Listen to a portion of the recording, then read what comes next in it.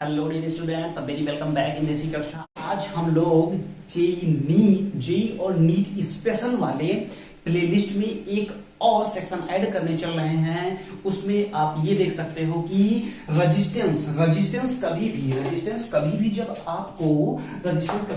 आपको adjacent corner वाली side के बीच में निकालना हो, जैसे ए बी के बीच का रेजिस्टेंस कितना होगा, equivalent resistance of A B क्या होगा, equivalent resistance of A B क्या होगा, या यहाँ पे ए बी कह लो या ए एफ कह लो, या यहाँ पे भी ए बी कह लो या सी डी कह लो, कुल मिला के जो एडजेसेंट पॉइंट्स होते हैं उनके बीच का जो इक्विवेलेंट रेजिस्टेंस होता है उसको निकालने का एक छोटा सा ट्रिक देखेंगे। अब ध्यान से देखो सबसे पहली बात तुम्हें सब कुछ आता है, बस आते तुम्हें क्या करना है कि जितनी भी चीजें हैं उनको थोड़ा सा रिवाइज करो अपने दिमाग में। अभी देखो तुम खुद फार्मूला बनाओगे, मैं कोई फार्मूला बनाने वाला नहीं हूं, फाइनली तुम खुद फार्मूला बनाने वाले हो। तो ध्यान से देखो और हमें ये बताओ कि अगर हमें इसके बीच का इक्विवेलेंट निकालना है, और इसका मतलब हम इसको फिक्स कर दिए, इसको अगर अपन यहां पे कर दिए फिक्स, ये R है, तो इससे होके जो करंट आएगा तो ये दोनों रेजिस्टेंस किस में हो जाएंगे, सीरीज में हो जाएंगे। तो यानी कि R प्लस R क्या हो गया, 2R और ये R क्या पैरेलल में नहीं हो गए, और ये हो गया A, ये हो गया B, तो AB, तो ये आर ए बी इक्विवेलेंट कितना आएगा। अब ये हो गया, इन दोनों का मल्टीप्लाई कर लोगे तो कितना हो जाएगा 2R स्क्वायर। अरे 2R स्क्वायर क्यों हो रहा है, देखो ध्यान से, R इंटू 2R अपान, यहाँ पे क्या होगा R प्लस 2R होगा, तो ये कितना हो जाएगा 2R square upon 2R plus 1R, कितना हो गया 3R, एक R कैंसिल, वास्तव में आया कितना 2/3R अपना आंसर आ गया। ध्यान से देखते जाना, इसका कितना आया इक्विवेलेंट, इसका आया 3/2R। इतना बात समझ में आई कि नहीं। अब चलो नेक्स्ट करते हैं। अब इसको अपन मिटा देते हैं और अब हमें बताओ, जल्दी से बताओ कि अगर इन दोनों के बीच में अगर हमें इक्विवेलेंट रेजिस्टेंस निकालना है तो ये तीनों किसमें हो जाएंगे, ये तीनों रेजिस्टेंस जो है वो सीरीज में हो जाएंगे, और R प्लस R बराबर कितना हो जाएगा 3R हो जाएगा। यानी कि अपन ये कह सकते हैं कि इन तीनों का मिला के 3R और ये R, यानी कि 3R पैरेलल R। अब अगर 3R पैरेलल R निकालते हैं तो कितना हो जाएगा 3R इंटू R अपान 3R प्लस R, है ना। हाँ भैया बिल्कुल सही कह रहे हो। तो ये कितना हो जाएगा 3R स्क्वायर अपान 4R।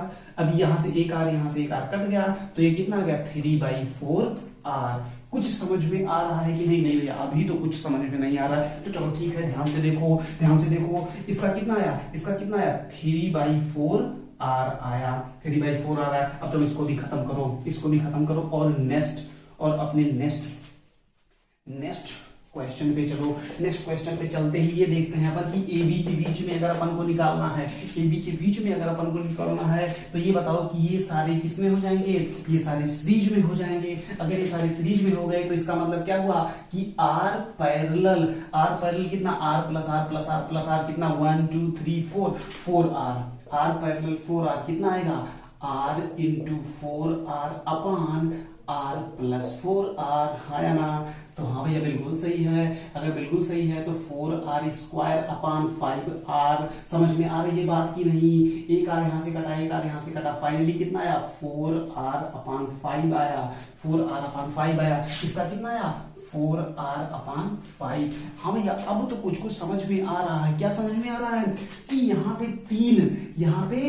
पे तीन साइड्स थी, तो यहाँ पे 3/2 आया। नहीं कुछ गड़बड़ हो रहा भाई। इसका कितना आया था, इसका आया था 2/3 आया था, 2/3 आया था। अरे कैसे भाई, देख लो R पैरेलल 2R जब निकाले थे तो 2R इंटू R अपान 2R प्लस R कितना हो जाएगा 2R स्क्वायर अपान 3R। तो एक R कैंसिल, तो 2/3R आया था ना। हाँ वही चीज तो बता रहे तुम्हें। तो यहाँ आया था 2/3R, दिया। और यहाँ पे कितना है, यहाँ पे 4 साइड है तो यहाँ पे 3/4 आया। यहाँ पे 5 साइड है तो 4/5 आया। यहाँ पे 6 साइड है तो भाई बता दो कितना आएगा यार। अब मुझे बताने की नीड है क्या? नहीं भैया अब आप बिल्कुल मत बताइए, अब मैं खुद लिख लूंगा। अगर मैं खुद लिख लूंगा तो बता दो जल्दी से यहाँ कितना आएगा। ए बी के बीच में आर इक्विवेलेंट कितना आएगा? कि भैया मैं बता रहा हूँ आपको, आप लिखिए। हाँ बोलो बोलो बोलो बोलो। 1 2 3 4 5 6 ब्रांचेज हैं, यानी कि यहाँ पे आएगा 5R/6 ब्रांचेज हैं तो 6। यही तो मैं बोला भैया, जो आप लिखे हो तो बस तुम बिल्कुल सही कह रहे हो, तुम बिल्कुल सही कह रहे हो। यानी कि अपन के दिमाग में एक फार्मूला आया, 1 2 3 4 क्वेश्चन करने के बाद अपन ने खुद ब खुद एक फार्मूला ड्राइव कर लिया। वो फार्मूला क्या ड्राइव कर लिया कि कल को अगर अपने पास यन गॉन माने कि एक ऐसी आकृति, एक ऐसा फिगर आ जाए जिसमें कि 1 2 3 4 ये तो पेंटा है, ये हेक्सा है, लेकिन यन गॉन आ जाए माने कि यन नंबर्स ऑफ साइड्स हो, जिसमें n नंबर्स ऑफ साइड्स हो, तो क्या होगा जल्दी बताओ। तो होगा कितना, n - 1